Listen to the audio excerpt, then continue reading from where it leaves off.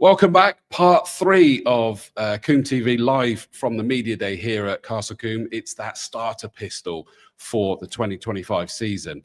Now, we've already caught up about 2 wheels. We've caught up with our local championship coordinators. But in November, we have, coming back again, a rally championship taking place here at Castle Combe.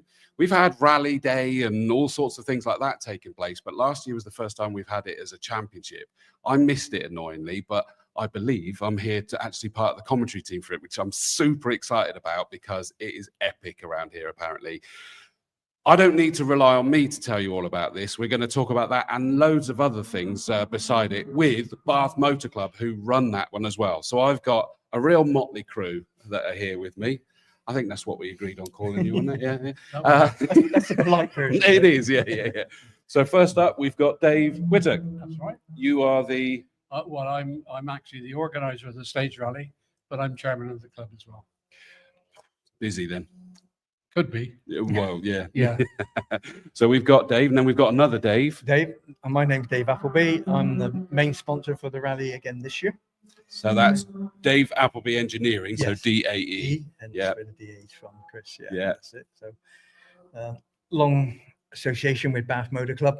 And with David and the team, we do a fantastic job, as we know. So it's great to see this event come again for the second year running, building on the experience that Dave gave last year. You know, and I think in the Southwest, everybody seems to be looking forward to this event already. You know, the entries are open, and you're going to see, I think, oversubscribed entry, hopefully. Good. And people are, like I say, so keen to get a run and come and see him because we've got a fantastic venue here at Combe. You know, with the circuit and the history.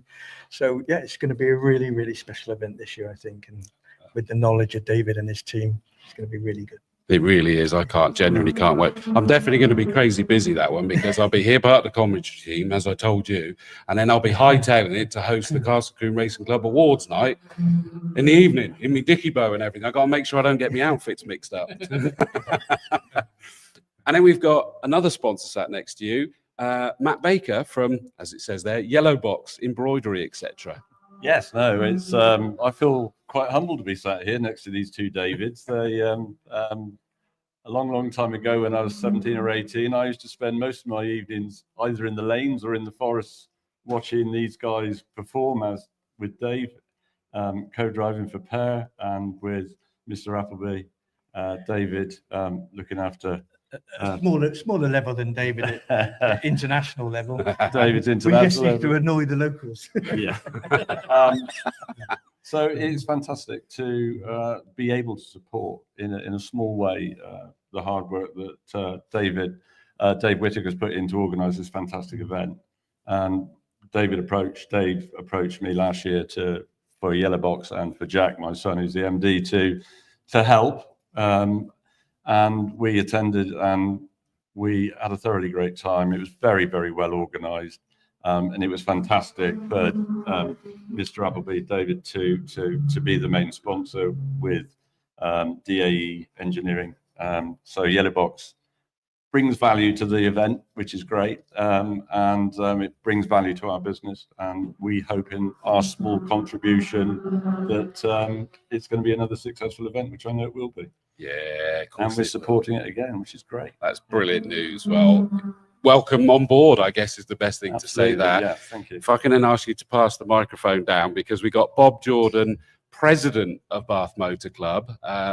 Do we bow, curtsy? I'm not sure. I'm quite happy to take a bow. That's fair enough. We'll bow. I guess the easiest thing to say is, for those who don't necessarily know, what is Bath Motor Club? Well, Bath Motor Club's been in existence since 1963, and it's a club for motorsport enthusiasts. We cover mainly now, rallies, which we have, I think, 3 all together during the year, and we do auto solos as well, and we're also promoting younger ones through the streetcar system. That's coming along now. One of my business colleagues and friends has actually recently joined you. A guy called Doug Tanner has just joined the Bath Motor Club, and I find that it's a lot not just what you can do in cars, but there's that meeting of like-minded people. Is that fair to say? There's a very social element to it as well. Yeah, I mean, we are a fairly, most of them are sort of an older group of people, shall we say, but we're slowly introducing more younger people into it, and we're hoping, to bring more and more through this streetcar system of the younger groups into the club. Yeah, because isn't that a Motorsport UK initiative? Yes. Because I saw them when I hosted the Motorsport Arena at the British Motor Show last year, and I'm doing it again this year.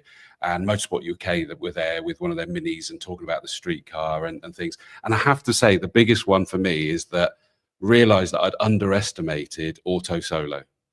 I'm going to be honest, I'd not paid that much attention to it. I'm in commentary boxes around country in Europe covering circuit racing, and it never sort of just been in my orbit. But they were running that on the Motorsport Arena, and I got to have a go.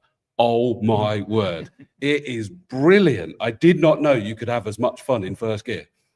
It's just, and it gives you that. It must be a popular thing to give people that bug. Yep. Well, we've got an event Sunday of next weekend, and in that, I think there's 60 entries, and 10 of those are actual young juniors taking part in it. So it's moving forward. And literally, I found from that one, it is the youngsters with especially the streetcar thing, up to. There were some particularly not young ones there as well, shall we say? Yeah. And it is for everybody. And you would turn up on your road car, and it was the free, what do you call the license that you need for that? The clubman's, which reminds me, I've got to renew it. I got the email the other day. I've got to renew it. But it's free. It's free, totally. And I did it there and then, and went and did it. And I was like watching the clock, and I went, no, I've got to go again. I know where I can make up some time. No, let me go again. And it gets very addictive. Competitive and drawing. Yeah. And that was just a fun one. And I guess, does that then come back that people that have a crack at things like the Auto Solo, that can bring them into the rallying? Well, it certainly lifts a few of them to come up to the Targa rallying, which we run 2 Targa events a year. And then people in Targa, we like to think that they will come up to the stage rallying. Stage rallying is the pinnacle of rallying. Yes. Well, we have been active since, let's go back to the 1970s as a stage rally. But that all came to an end in 2013. We used to run the Azagmuir stages, which was based at Killern. Yes. And we ran that for, I don't know, more than double figures. In actual fact, you were a sponsor there, Dave, for a long time. It was. And show my age now. I think it was 2013. So you can see, we've had at least 12 years without a stage rally, and it was basically my ambition to bring it back. Wow. But it was bringing it back where? It was the venue. I've been speaking to the MD of this place, Graham Marshalsea. I was speaking to Graham for quite a long time saying, why don't you let us come and have a go? And last year, we had, 23, we had our 60th anniversary, which Graham and his wife was invited. And it was only at that evening that I said, you really got to make up your mind for me. And he said, come and see me next week. And we did a deal. Brilliant. So last year we ran it for the first time.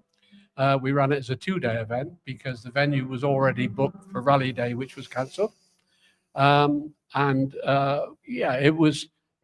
ran to clockwork, and it was very good. It was extremely good. We actually won the best stage rally of the year through the Southwestern Association. Nice. So I think we should all be very proud of what we've done. Was there a moment when you thought it wasn't going to happen, when Rally Day XL was the plug was pulled? Yeah, well, initially Graham wanted me to run the stage rally incorporating Rally Day. So we would have half the circuit and they would have half the circuit. Yep. I agreed to it on the basis that, I needed to get a foot in the door. Yeah. It's like everything in life. If you don't get a foot in the door, you don't go there. And I agreed. And then, of course, things happened and Rally Day wasn't going to happen. And there was no way I wanted to get involved with Rally Day because that's not my bag. I mean, I Yes. put on events rather than, Rally Day is a different type of event. 100%. So he said, okay, well, you've got the circuit for the weekend, go and run your rally. Fill And your that's what we boots. did. You did. And we proved to them that we can run it. And we proved to them that the spectators come through the gate. And we proved to ourselves that, we can do it. And was this, and forgive me, sometimes I'll ask questions I do know the answer to, but there's some in there I don't, and I might hide it well.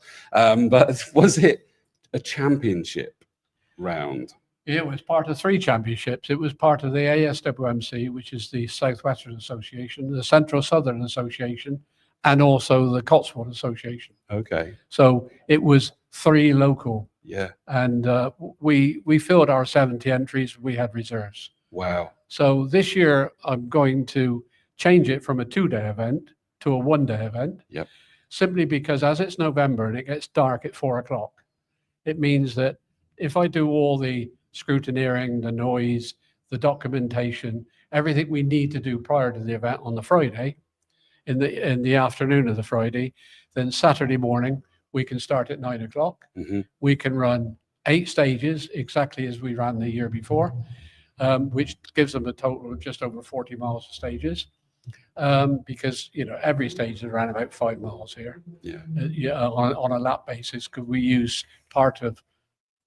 use part of the paddock over by the offices. Yeah. We use the outer field all around tower. So yeah, we can get good stages. But what I wanted to do was I wanted to run the last 2 in the dark, so I can run after 4:30. It's dark, so we can run the last 2 stages here in the dark, Like it. which would be quite challenging. I'm gutted. I'm going to miss that bit, aren't I? If You I'm are. hightailing it away. But you I'm want suddenly to go off and disappointed. put your dicky bow on. So I do. I wondered what you were going to say then, but yeah, you're right. Absolutely.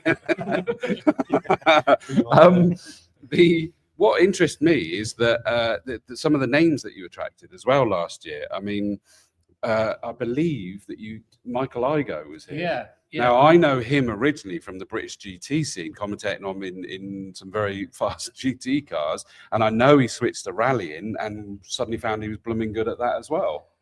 Yeah, I mean, Michael, I basically spoke to people that I knew Michael, because I didn't know him from Adam. But what I did know, that he won the circuit championship the year before and the year before, I think. Yeah. So he was important to get here. And so I asked the question, and he said, yes, I'd love to come and do it. He didn't ask for a free entry. He just came and did it. Oh, wow. And he was such a nice guy. Yeah. I remember him coming down into race control and asking for me at 4 o'clock in the afternoon. He said, look, I can't stay for the prize giving because I've got to go home. But I just want to tell you that this event is better than the majority of the events I do in the circuit championship. So he said, whatever you've got here, keep it up, because you can go places. Oh, wow. And I just thought that was very nice of him to do that. Yeah, it doesn't surprise And- me. He's a lovely guy. Yeah, he was. And, he showed his speed. Can I jump back a little bit with you? So what's your background personally in this context? In motorsport context, Yeah. I was a professional co-driver from 1979/80, and I did about 11 years of it. Wow. And then I went into team management, and I ran Nissan Motorsports Europe. Yes, I mean, I've done quite a few jobs in amongst the motorsport, but most of it was on a professional career basis. Wow. I mean, that is super impressive. I've got to ask the question, and this is a very personal question. How the hell do you co-drive? Because I get sick if I was looking at those notes. Yeah, well, the best thing to do is close your eyes. It looks like that. They never look up, do they? They're always just looking down. Who's drivers? I mean, it looks like terrified. Now, you must have to have some serious trust, though, in the driver. Oh, of course. I guess them in you But- as but well. then, but- yeah, exactly. I mean, the trust between you is immense. And today the speeds are so high. Oh. I mean, the speeds were high back in my day, but the car didn't stop as quick. and it didn't go around as the corners quite as quick. So yeah, I mean, everything had to be right, and you have to bear in mind as well. Nowadays, everything is done on pace notes. This is unique here because nobody practices this, so they have a diagram and they have to go out and just navigate off the diagram. That was a little bit like, you know, rallying in the early 80s and even before, because everything was off the maps. So, you know, you certainly had to learn to read a map properly. Oh, God, you know, you needed to know not only just left and right, but how severe they were. And it's funny, actually, because it brings me to a story. I mean, my driver was a Swede, Per Eklund, and, you know, Per was one of the best in those days. And I often tell the story about, you know, I always knew when I got it slightly wrong, calling a corner, certainly off the maps, because if the corner was a little bit tighter than the one I told him, I would always know, because you'd hear this little voice saying, oi, oi, oi, as we got ourselves out of the ditch. That was very polite of him then. I'm very impressed at his restraint there. Goodness me. I mean, it is the, you know, the codes that you give for the tightness of the corner. Is it a uniform thing, or do you end No. up creating some It language doesn't matter. between the You two can of call you? them map or in pairs, so long as you all, you know, you both understand exactly what you're doing. Yeah. I mean, we use descriptive, so, you know, we always use things like fast and medium, and we used a K for a 60 degree, and we use bad for a 90. You know, so bad is good, is one syllable, you know, and it means something, and you can emphasize it. Yeah. But nowadays, I mean, everybody uses numbers, Yeah. and some use them, you know, one for bad, or, you know, and the other ones use them one for the simple corner and 9 for a bad one, or. That's a lot of But numbers to but go it doesn't through. it doesn't matter what you do, so long as you both understand. It's your language, isn't it? It's your language. Yeah. No, I'd often wondered that if it was a uniform one. Yeah, and I mean, these boys today doing WRC, they're extremely good at making the notes, Yeah. and they put a lot of detail into them as well. Sometimes the detail is too much. Yeah.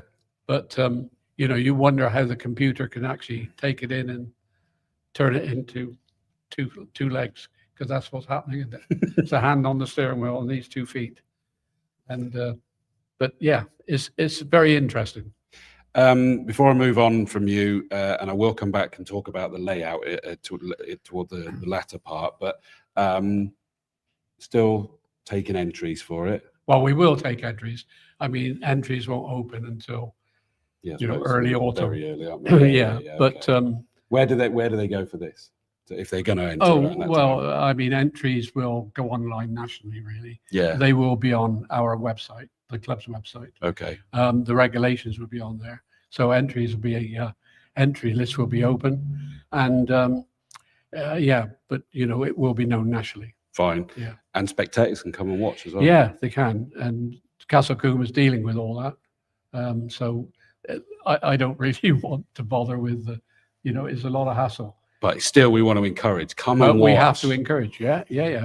I mean, I'm not sure how many we had last year, but I think, you know, heading towards 2,000 to 3,000 people, and I think we can exceed that. I think so, because it was new, wasn't it? It was new. Yeah, it was last new. year. Yeah. That makes sense. I've got to ask a question, and just if this is to move on, because it's based on the question that's come in, does the Hothead Challenge mean anything to anybody? No? No. It's all right. It's just a question. It may have been from something that was earlier, so I'll let that one go. But I didn't want to ignore it if it was meant to be something. Okay, moving on to other Dave, Dave Appleby. So you said that you had a lot of background in rallying as well. That's it, Chris. Started slightly younger than David, but David was my hero. There's just no need for that, was there? That's the accent. But yeah, club level started, you know, local events. Which seat were you in? Driver? Driver. Well, they said that, but Yeah. whether I was there. You weren't a bad man. No, thanks. Dave. Yeah, I'll pay you later. But no, doing club, small events, first road rallies, which were very much, on like Dave says, locally on the maps. So fantastic, like navigational exercises, I think. And then when you got a bit more experience, started to do stage rallies. and that would be like the classic ones. We had Aslinger and the other ones, and culminating in the RAC, which David ran the last one. It was 1986, which David ran the whole RAC, and it Wow. started in Bath and finished in Bath. So that was about my rallying career as such. Then I started to get into engineering side. He's always had that interest. My background's engineering. So then we've been starting to build cars and run cars, and then going back to Michael Igo and GTs, British GTs. Of course, we ran the Aston Martin GT4 cars for ProDrive. Yeah, okay. Officially, and then that, and then the Invictus Games Jaguars for Prince Harry. We ran those to Jaguars for the 2-year contract and other bits like that. We've not done any GT racing since COVID, but otherwise, then coming around maintaining rally cars and building rally cars and historic side of rally cars. That's a huge industry that's starting and growing up now. We've seen Goodwood Festival of Speeds and things like that. So in historic cars have become very big, very prominent now.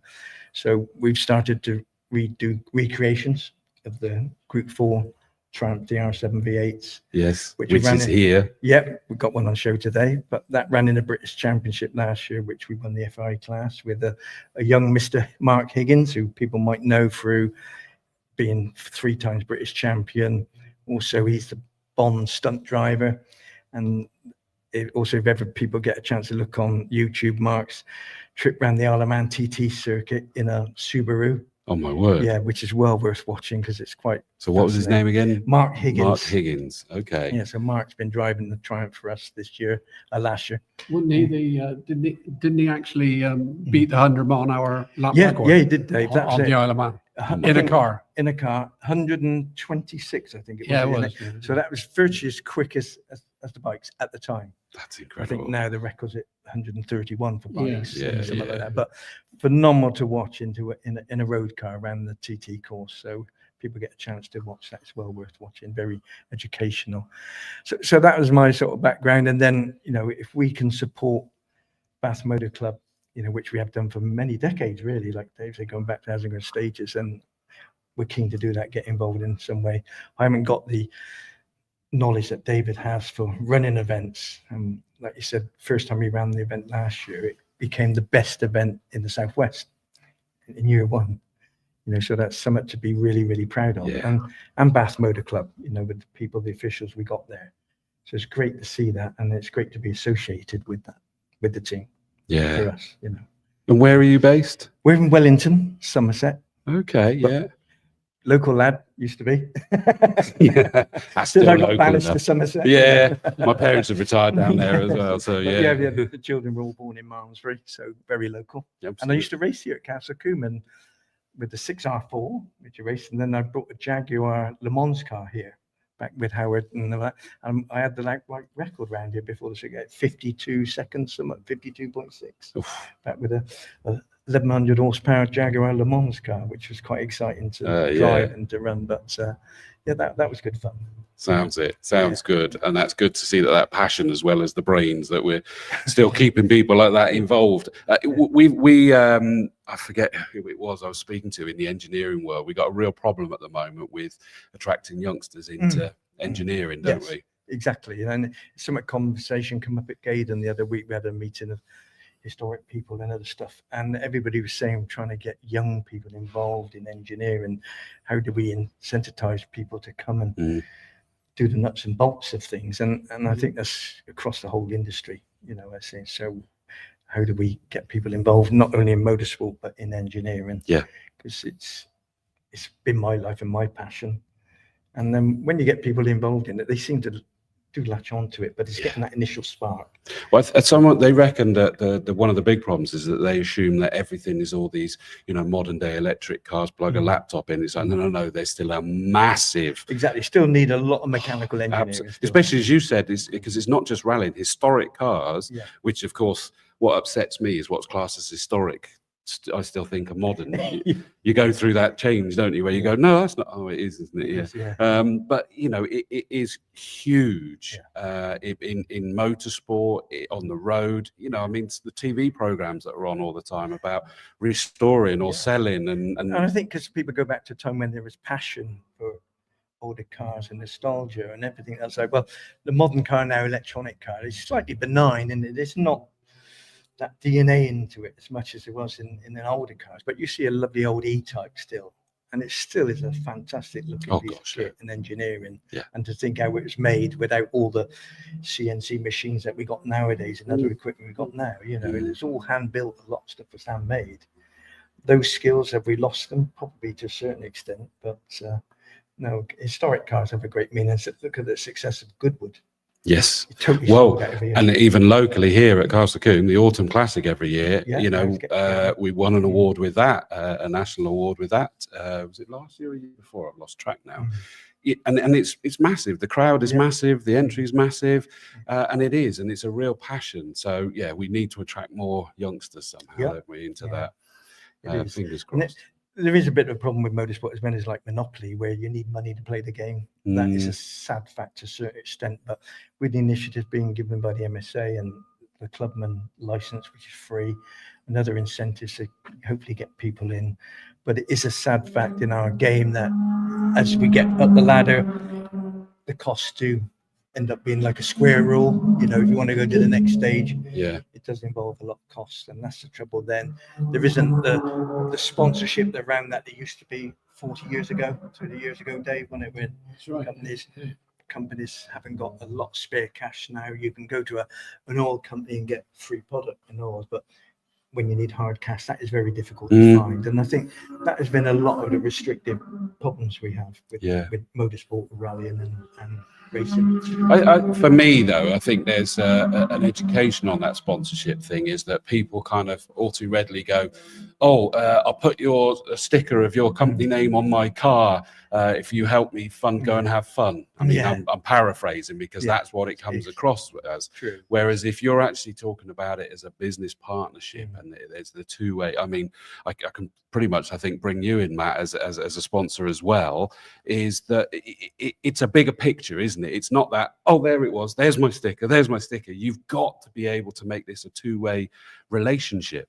I think you're absolutely 100% right. It is very, very difficult, and David touched on it, that motorsport is expensive, and I'm exceptionally lucky that my passion in my hobby coincides with my business as well. So our company sponsored my little race mini that I whiz around the track in every season, but it isn't cheap. Grassroots motorsport is still expensive, and I feel very privileged that I'm allowed to do that. And it's clubs like Bath Motor Club who are encouraging younger people into motorsport through their 12-car rallies. And because if you walk around the paddock today, a lot of the people who've come today are older people. And we need to encourage people into our sport, which it was very good to see David's son James out in the lanes in the road rally car and also on the Targas. So there's a younger element coming through, and it's great. And these gentlemen who the stalwarts of motorsport, and it's been their passion all their life to be able to support and organise events as well as they do, are going to help younger people in motorsport. And I can tell from the passion in your voice there, that's why you've got involved. Absolutely. As a company, David, and I'm not going to embarrass Dave because it's impossible, but and see the pictures.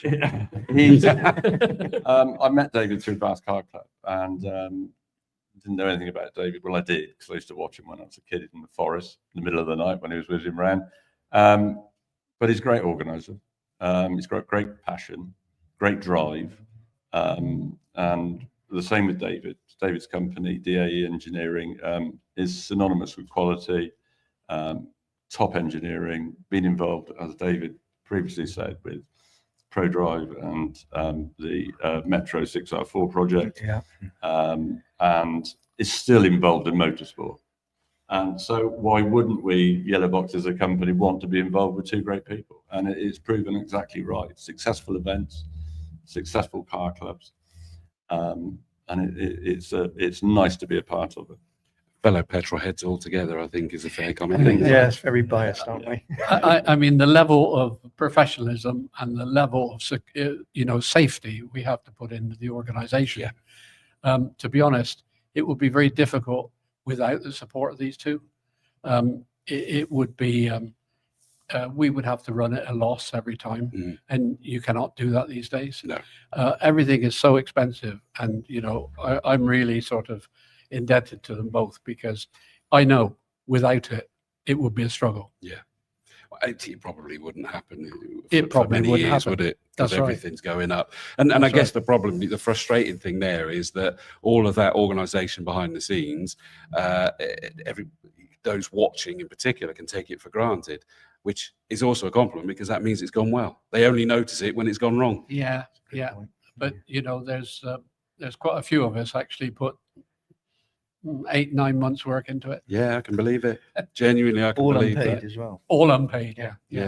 It's just great to see, It's just great. We got David and the rest of the club members that are so keen to give their time freely, in all weathers. Like say November, and not being funny, but it could be snowing. It could be. It could be. The rain Yeah, is not yeah. going to be. We might have to have spikes. Yeah. Might have to, yeah. But Amy's Is that in the regs, David? Yeah. They will be. Being written as we speak. Yeah, exactly. Bob, if I can just, what's your background then? So you're the president, but where did that passion come from? Well, I started in motorsport in the early 60s, karting, when I was in the Royal Air Force at the time, and I did the sort of inter-service championships, and that went on for a number of years. Then I moved into road rallying, and then when I came out of the RAF, I joined Bath Motor Club, because Bath is my home city, and I helped out on various stages, and then I became clerk of the course for the Chieftain Rally on Salisbury Plain for 6 or 7 years in the late 70s, early 80s. And then I moved into autocross, and I did that for nearly 14 years, I think. So I was the BTRDA secretary of the autocross for most of that time. I had a session then into stage rallying, tarmac stage rallying, did the Central Southern Championships. And then I moved in. I've always been sort of involved in a sort of a marshalling aspect within Bath Motor Club. And then I became involved with the hill climb down at Wiscombe in Devon. Yeah. And I'm part of the organising team there to keep me out of mischief when I'm not doing things. No such thing as out of mischief, is there? I'm one of the event stewards for the rally here. Cool. And for the last 10 years, I've just retired as a Motorsport UK steward. Okay, fair enough. Fair to say then, we were just talking about the unpaid work and everything like that. It really has to come from a place deep in the heart, doesn't it? Yeah, I think it's a bit of a disease for some of us. There is that. So there's support groups available, isn't there? Not many support groups. I've been part of it for over 60 years now. So. Wow. Yeah, there's a group where you go, hi, my name's Chris, I'm addicted to motorsport. We'll all sit in a circle. Yeah, exactly. There's also days. Yeah. There's also days when I think you wish you could sit out in the sun by the pool. Yeah. But I've got this to do. But if you don't knuckle down and get it done, I mean, we have now 250 members in our club. Wow. And but this club is no different to any other club, whether it's a football club, a rugby club, cricket club, whatever, Castle Combe Club. There's only a handful of people that, we have a big handful, but it's only that handful that you can rely on every time.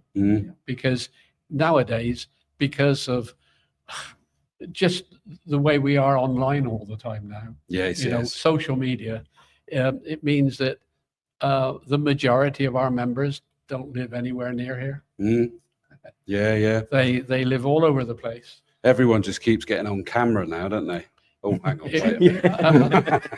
I think it was 1967 or 68 I joined Bath Motor Club, and we used to have a club night every Wednesday night, Yes. and it was quite a big pub. But if you weren't there by 8 o'clock, you wouldn't get to the Good bar. game. Yeah. You wouldn't get there because so many people. Is that was your excuse for not buying a beer? Exactly. That. I They're about 10 to 9. I told you you'll find out one day. But I mean, we have our club nights every fortnight, and what do we get? Somewhere about 15, 20, but that's it. Yeah. Because you will not get the younger people to come there because they have other things to do. Yeah. Or not, as the case may be, as in doing nothing. Is Yeah. We have Yeah. seen the membership though now in Bath Motor Club at 250. That's quite a lot. It's It's grown, isn't it? It's a David? big club. Yeah. It's a big club now. You know, I think we're only a club maybe locally having that membership has increased. Yeah, Would yeah. you to say that? Yeah, it's definitely. Tavern and Cirencester. Yeah, no, clubs. they're all Yeah. down on us. A Yeah, long way. yeah. Most clubs now are 60, So it shows 70. the team are doing something really well. Yeah. No, absolutely. I mean, 5 years ago, we started to look how we could help the environment, and so we started on our sustainability path. And we took the path of the FIA, but then very quickly Motorsport UK jumped on the bandwagon, and we were actually the first motor club to get accreditation by Motorsport UK for a sustainable club, and we work towards that every year. We actually plant somewhere in the region of about between 250 500 trees every year, Okay. and that's all donated. We do it through a company based in Bath, and all the trees is in a field in Almesbury, and they're all protected by DEFRA.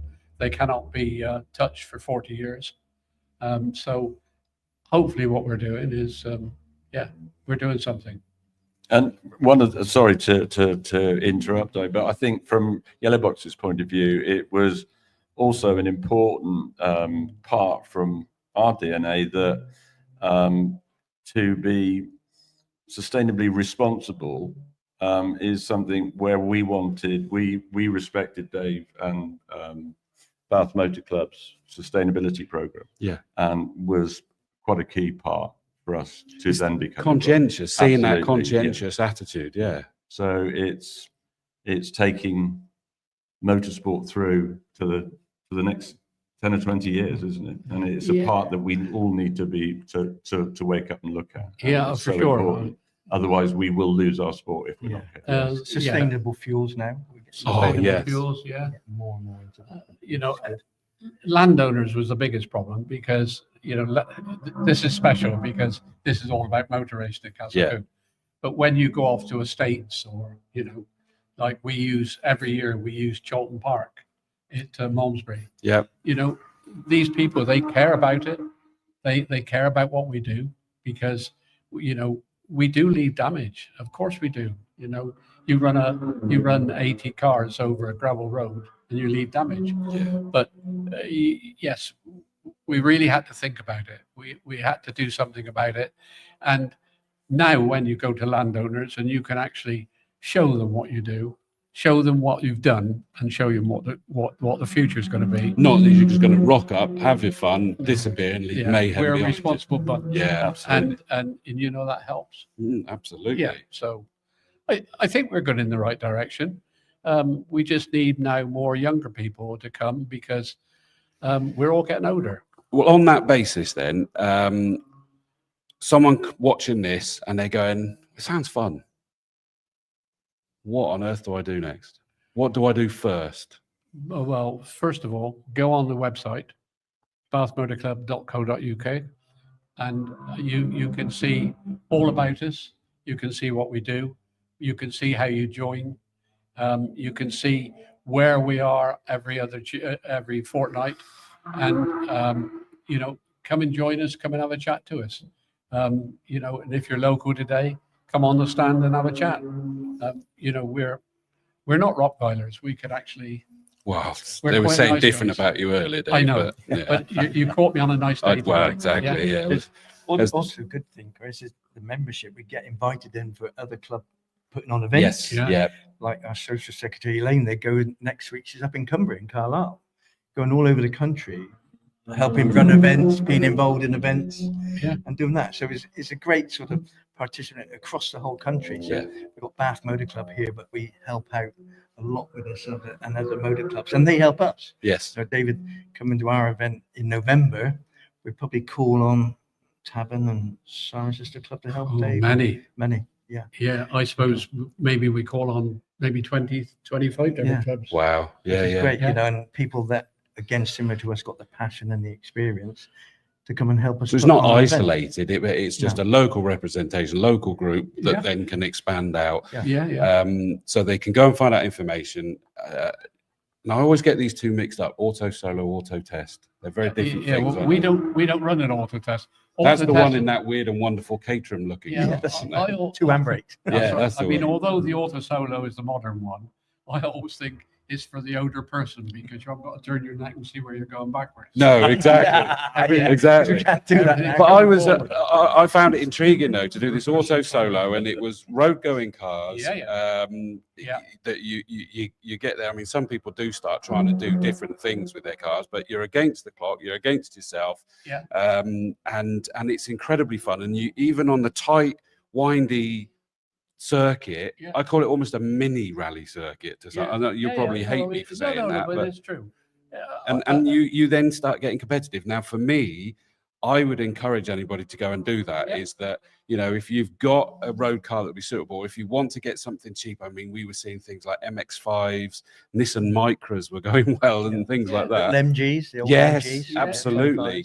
And go and just do something that is competitive, is a bit of fun. So long as you can drive, you can do an auto solo. Oh, darn it, I forgot that part. But it is great fun. And then there are other things that you can get involved in over time. Absolutely. And you know, some people like to go marshalling, and that's it. You know, the social side of it is very absolutely. We try and make the social side as good as we can. And you know, we have all. I think next Tuesday we have a quiz. Do we? Yeah, we have a quiz next Tuesday, and answers on a postcard. Answers on a postcard. No, he's already got the answers. He's winning. That's how he wins. But we try and give them as much as we can. And but the website is actually quite informative. So brilliant. Okay, so go and have a look at it. Remind us again, bathmotorclub.co.uk. Final thing, question-wise, that I want to go on this. Remind me, what's the circuit here at Castle Combe for the rally, or have you not decided yet? I have decided more or less what we're going to use. We're not allowed to know it. You'd have to kill me. Basically, not quite. But you know, basically, if we look at the last one, we started up on the car park area up on the camp. Yep. We started there. We used the outer road. Yep. And then we come in over by. Right. So I'm going to stop you there. So because I love this part. So on that perimeter road, up round the tower. So the wrong way around the circuit we're going now as well. But the tower perimeter road where the cars can park on the grass above. That's a tight gate that you then turn left at, and quite a drop. Yeah, no, it's quite exciting. Though. Yes, that one. When people told me you were doing that, I was like, "That I've got to see." Yeah, and then you come on along towards the bridge. Yeah, that's a good long straight. And then you've got the gate with the jump in. Yes. And then all four is completely off the ground there. Wow. And then I normally bring them through the gate then. So just before the pedestrian bridge, because before Old spectators Paddock. can come all the way up to that bridge. Yes, okay.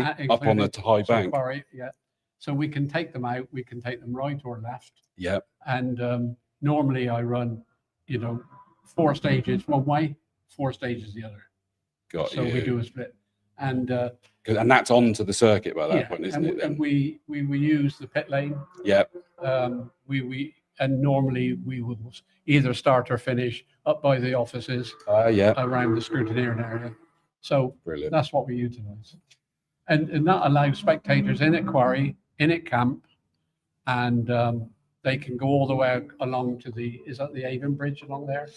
No, because that's the Avon Bridge. But I don't know what it does have Avon on that as well, thinking about it, doesn't it? I don't think it's got a name. Yes, the one that's kind of takes you almost towards the skid pan bit, but to then carry on wandering around. Okay. So all the spectators they come in at Quarry, and they can walk down into the service area. Yeah, It's a free for all. I can't wait. And so 25th of November, is it? 29th. 29th of Yeah. November, yeah. It's in my diary, but my social secretary will sort that out. Yeah.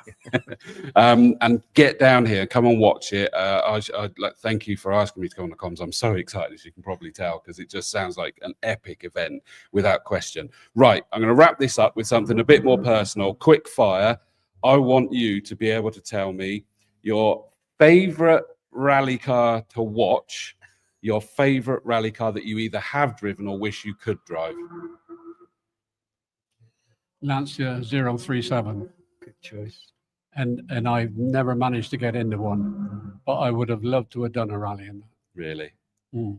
So I guess that answers Yeah. both of those questions that, Yeah. that you liked watching the most and you wish you'd Yeah, got I in. mean, one of my heroes, Mark Wallane, he drove it, and I would have liked to have done an event with him, but it never came about. So, and I'm certainly not getting him one now unless somebody can lift me out. Yeah. I tell you who I was commentating on last weekend. I'm going to forget her name, but hopefully I'll say enough that will make you remember who I mean. His granddaughter was racing up at Donington Park. Ari, Vatnan. no, No. surname is Ari Callan. No, what the heck was it? I'll have to look it up now. But granddaughter of a famous racing driver, anyway. All right. Rickler, not Pentia Ricklers. Ah, Yeah, that's Pentis. right. Yeah, Pentis. Yeah, that's and, right. and I think his daughter Mm. raced Yeah. a little bit, but his granddaughter was That's right. racing She is last that, week yeah. as well. That's right. I saw that. Yeah, in the GT Cup. Yeah, we are. So yeah, that just suddenly came to my head. Sorry about that. Thank you for that answer. Same question to you. Good question, Chris. And similar to Dave, really thinking about it, so many cars to citizen. But like Dave, I think going back to the Group B days, which I think is still the echelon of rallying, Yeah, Yeah. the Delta S4 Lancia, yeah. because when I first seen that car as a young man, we had the Metro 6R4 and everything else, and went off and done the recce in Monte Carlo with Pond and Wilson. And I saw Toivonen come in the Lancia and everything else, and I was just blown away. The engineering, the technology, and then watching the car on the stages and the events that we saw is a fantastic piece of kit. Rocket ship. Rocket ship, and Yeah. Group B got banned for a reason. It was, we were totally getting out of hand. Yeah. The short wheelbase quattros, and people remember all that. But we had a lot more power than we have now on a modern WRC car. But of course, as David said earlier, we ain't got the suspension, the Yeah. tires, the braking technology. The power and was stuff like that. ahead of the rest of power it. was so raw and everything, Yeah. and it was vicious without a doubt. Yeah. But yeah, the Lancia Delta S4, I think for me, if I could ever own one, I'd love to own one. Fabulous. Great answer. Matt. It's a Lancia full shop, I think. Is it? Oh, Lancia sweet. full Is shop. it? So That's it would interesting. be, I would have loved to have driven the Lancia Stratos checkered flag that Bjorn Voldegaard drove in the 82 or 79 RAC. The sound of that Ferrari engine was absolutely awesome. It made the hairs on the back of your neck, and I still play clips of the Stratos now because it is just mind bending, the noise. The good thing with that, we know we got young Seb Perez, Steve Perez's son, rallies one of those in the British Championship. Oh wow! Not last year, but in the RAC, and he's going to be out again in the RAC this year, which only runs once every 2 years. And again, like you said, that's a very much an iconic car. So Yeah. I think as a Lancia clean sweep, It we was, covered definitely. the whole generation like it. from the 37. Are we going? Pass the mic down. Bob, are we going Lancia clean sweep? Well, I used to rally Peugeot 205 GTI, Yeah. Yeah. but one I would love to have driven was an Audi Quattro. Yeah. I wondered if that was going to get mentioned. S1 Yes. or S2. Yeah, the short. I mean, with Walter Roll and Michel Mouton driving them was fantastic to watch. I love it. I love it. It's great to see the glint in your eyes as we're talking about all of that as well. Is there anything else that you need me to cover before I end it? I don't trust myself, so I want to check with the boss, so we'll make sure that we're covered. Gents, thank you so much for joining us. Any final words from you, Dave? Are you happy that we've given people what they need? Yeah, I'm very happy, and I appreciate your time this morning. And it was great pulling everybody together. It was. I thank Yeah. you for coming over. Yeah. You were on time, even if I wasn't. But thanks for the likes that have come in as well. Reese Lusmore, Ben Curtis, Elaine Ward, Tim Daffin, hello mate, and of course Bath Motor Club themselves have liked that. I hope you've enjoyed it. Oh, hang on, we have got some comments that have come in. David Vass, our very own David Vass. I navigated in a Lancia Fulvia in the Bath Festival Rally about 1970. So That was the good old days of the road rally. Yeah. Yeah. I'm afraid he would be out of pace now with a Lancia Fulvia, but yeah, but a nice car to have. definitely. Dave Campion from Wiltshire College, of course, they keep trying to bring youngsters into engineering and what have you. Brilliant club, and looking forward to the future. Fantastic events and possibilities for all. So there's one thing maybe worth mentioning. I don't know about people if they want to get involved. Anybody watching the podcast, if they wanted to get involved in the event, marshalling some way, I think if that's possible, Dave, and you can contact the club through the website. Come and have a taster. In November. I do encourage it. No one other than drivers gets closer than marshals. So I do encourage people all the time, and they're the heroes. Final comment, George Earp says, yes, Dave, to whichever one of you. So we'll go with that. We should have just had 4 Daves and we've all been covered then. Everybody got to have a Dave. Exactly. Listen, guys, thank you so much for joining us. I look forward to seeing you in November here as well. But that's the end of part 3. I'm not sure who's here for part 4. I think I've got Kat and Ken coming over at some point to talk about the Dave Allen Trophy. I'm supposed to get some drivers. I think I've got Avon Tuning supposed to join us. They're a new sponsor of the GT Championship this year. Just keep watching. I've got to round up these cats, and you know it's hard, but I'll catch you later.